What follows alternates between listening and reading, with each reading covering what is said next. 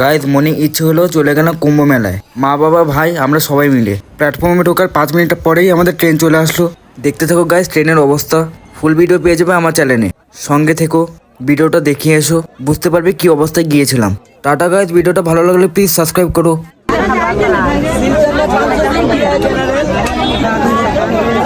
जगह नहीं है पानी बॉटल। শিলচর থেকে এই অবস্থা হয়ে এসেছে, ট্রেনের ভিতরে পা ফেলানোর জায়গা নেই।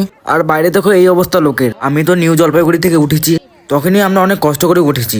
এটা তার পরের স্টেশন, দেখো কি অবস্থা। তারপরে অবস্থা দেখতে হলে আমার বড় ভিডিও দেখতে হবে।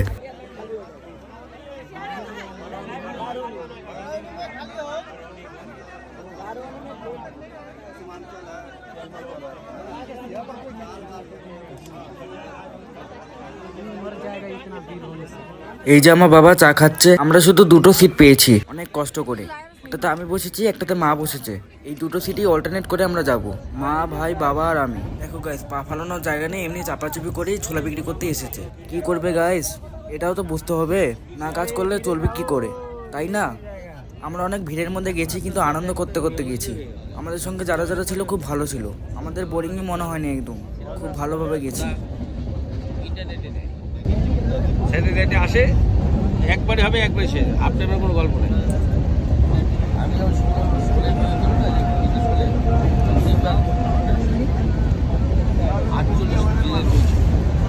কাটতে কাটতে কাটতে কাটতে 2 বার করে হাফ, তারপর কাটতে কাটতে আর থেকে আর কাটার নাই, একবার আপনার তারপর আমরা নেমে গেছি গাইজ আমাদের মঞ্জিলে। প্লিজ চ্যানেলটি সাবস্ক্রাইব করো। Tata guys.